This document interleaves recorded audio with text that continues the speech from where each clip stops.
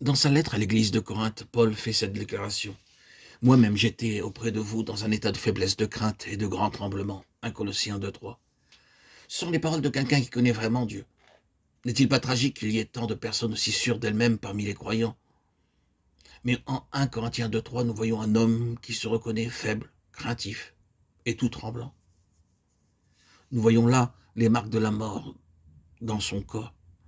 La résurrection et la croix sont donc inséparables. La croix élimine. Les choses qui procèdent de nous-mêmes ne peuvent pas ressurgir de nouveau si elles sont passées par la croix, car elles sont impuissantes face à la mort.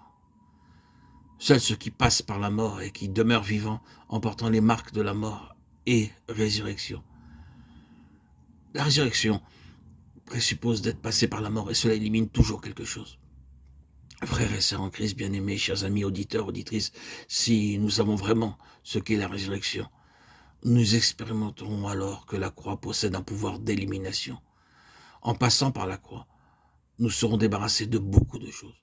Nous serons des personnes complètement changées, parce que beaucoup de choses auront été rejetées loin de nous. C'est seulement tout ce qui possède la vie qui expérimente la résurrection. Sans la vie, il n'y a pas de possibilité de résurrection. Par exemple, nous pouvons découper des morceaux de bois dans un madrier et les planter dans la terre. Après quelque temps, ils seront complètement pourris et ne seront d'aucune utilité. Mais si nous coupons la branche d'un arbre et la mettons en terre, nous découvrons après quelque temps qu'elle s'est mise à bourgeonner. Le premier bois pourrira tandis que l'autre bourgeonnera. Tout ce qui est mort se corrompra. Seul ce qui est vivant ressuscitera en passant à travers la mort. Ainsi donc, frères et sœurs en Christ, la résurrection du Seigneur Jésus est fondée sur sa vie. Parce que la vie qu'il possède ne peut pas mourir. La mort n'a pas pu le retenir. Avec une telle vie en lui, il est resté insensible aux effets de la mort lorsqu'il a été mis en elle. Sachons bien, chers amis, chers auditeurs, bien-aimés, que lorsque nous passons par la croix en expérience, nous laissons alors des choses dans la mort, sans aucune possibilité de les reprendre.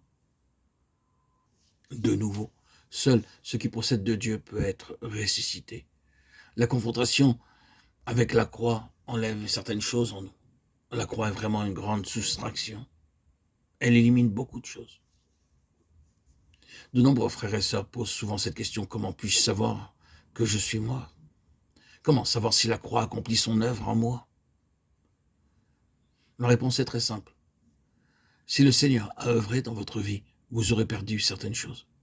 Si vous êtes testé, inchangé depuis le jour où vous avez été sauvé, étant aussi riche et comblé qu'autrefois, cela montre clairement que la croix n'a pas œuvré en vous.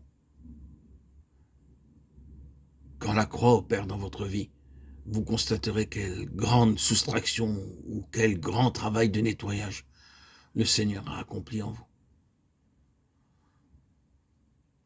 La conséquence de ce travail, c'est que vous ne pouvez plus faire ce que vous faisiez autrefois. Vous ne pouvez plus avoir cette confiance en vous-même. Et ce grand courage a fait place à quelques hésitations. Ce sont les preuves de l'œuvre du Seigneur.